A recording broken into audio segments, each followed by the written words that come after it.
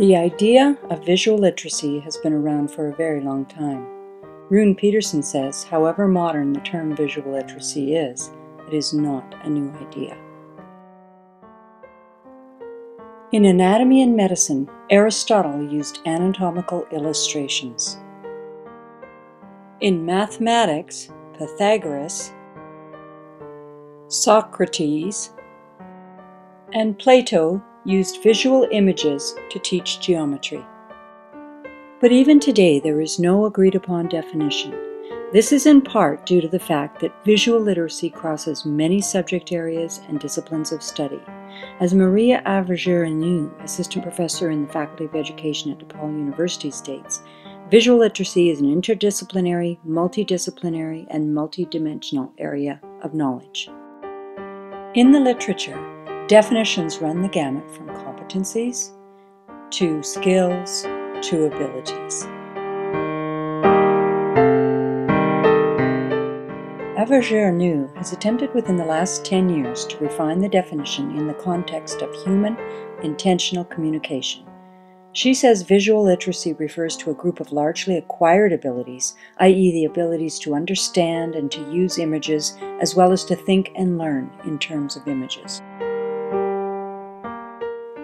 Indeed, some scholars, such as Rune Peterson, link the interpretation and creation of images to the traditional literacies of reading and writing, where reading is interpretation and writing is creation. And though visual literacy finds applications in almost all parts of society, including education, business, architecture and engineering, science, and entertainment, it does not find itself prioritized in school curricula. As Peterson bemoans, despite all our combined efforts during the past 40 years, visual literacy has not been able to attract enough interest from society and enough interest from those responsible for school curricula around the world. Perhaps it is because visual literacy is woven so tightly, seamlessly, and interdependently into the fabric of our lives that we are unable to see its importance as a curriculum topic.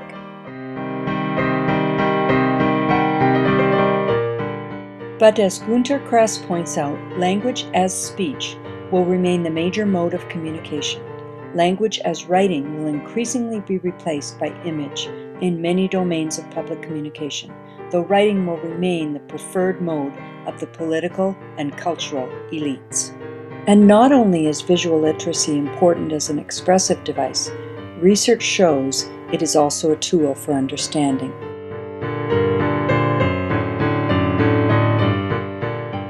Carrie McGaw and Susan Patterson of Griffith University in Australia explain, the artistic and metaphorical language is at the heart of knowledge construction, primarily because children emotionally respond to these languages as tools of cognition. They go on to say, the psychological process of mental visualization is essential for the development of literacy. It is possible to connect what we now term imagination with what Lev Vygotsky termed inner speech. Felihi and Wasson-Ellam suggests that generating visuals implies exercising the power of the imagination and hence an interplay between memory and creativity.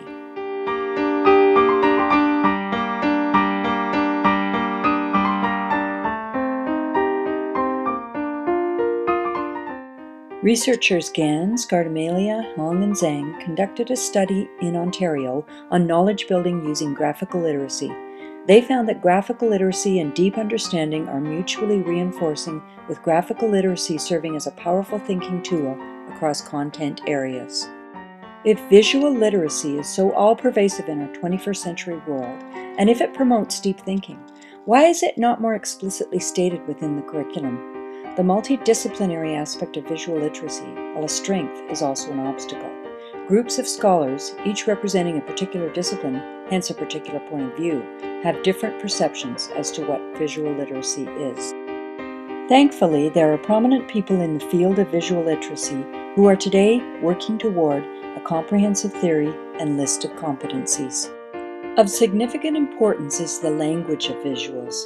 Avergenou and Peterson say that visual language is a complex code that must be learned for true comprehension.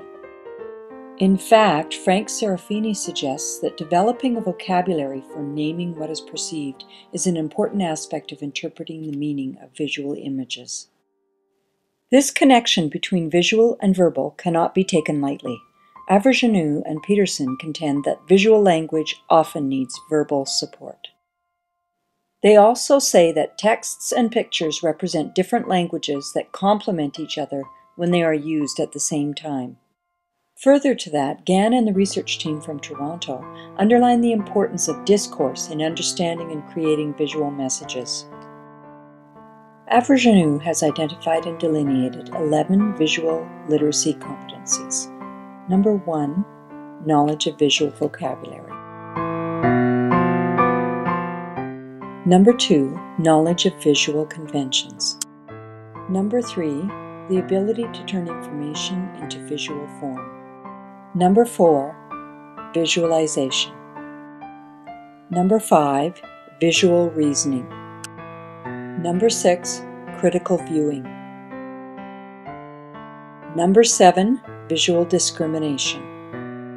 Number 8, visual reconstruction. Number 9, visual association, the ability to connect visual images with a theme. Number 10, constructing meaning from incomplete evidence. And number 11, the ability to construct meaning.